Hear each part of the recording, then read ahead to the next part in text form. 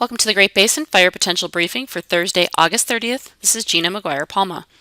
Today, winds will increase across the Great Basin as a cold front brushes by to the north. Therefore, we'll see southwest wind gusts around 30 miles per hour in the areas shaded in orange, along with low relative humidity, especially across Utah and Nevada.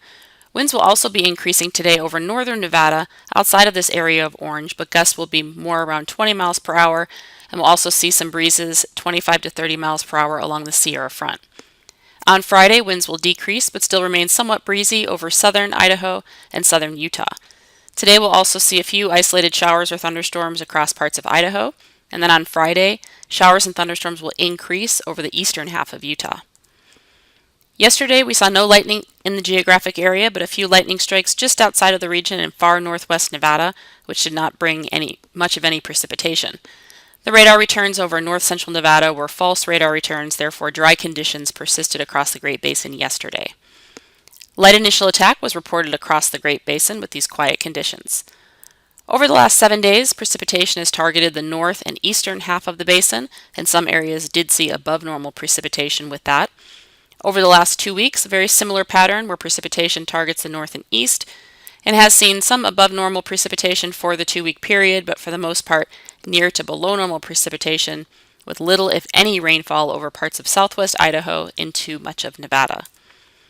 ERCs did decrease earlier in the week with the stronger cold front we had sweep through the Great Basin, bringing precipitation and cold temperatures to the north along with increased humidity, and these cooler temperatures and increased RH also made it down into northern Nevada and Utah.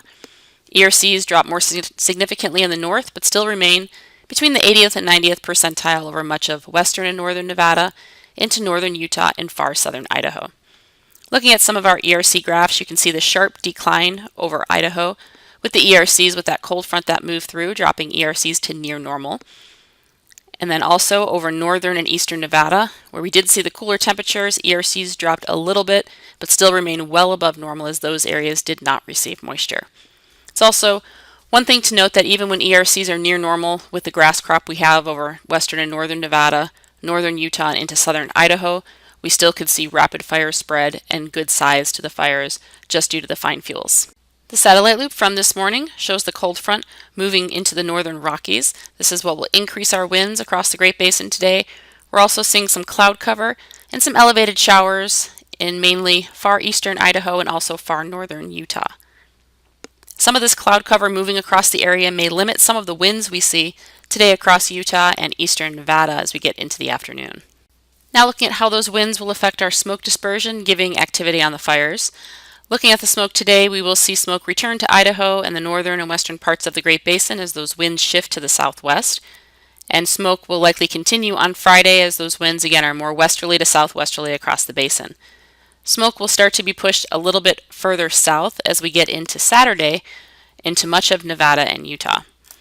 If we look at the forecast here for later this afternoon, you can see that cold front moving across the north, bringing some gusty winds to the area, but also could see some cloud cover, especially moving across Utah with isolated showers and thunderstorms in Idaho. We have no high risk as many of these areas have been moderated by the recent cooler or wetter weather.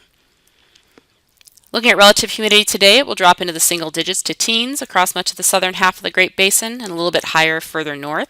Then you can see the wind gust picture on the right, showing these breezes around 30 miles per hour across much of Utah and in the south and also over central and eastern Idaho into Wyoming.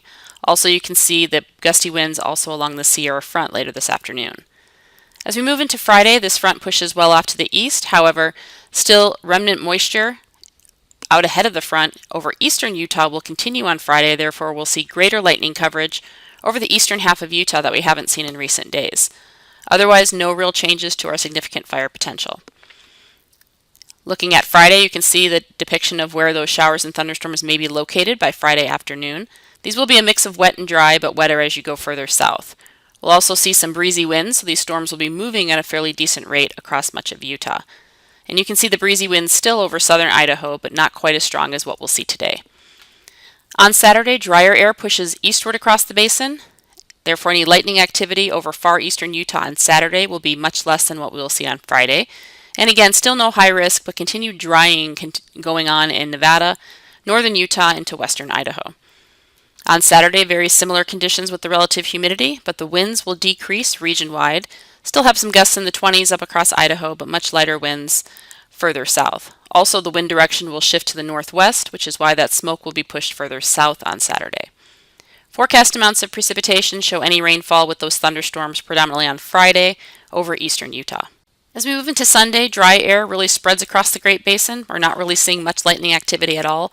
There still may be a few lingering cells in the far south over southern Utah, but really not much of any precipitation or lightning on Sunday with no high risk issued and lighter winds.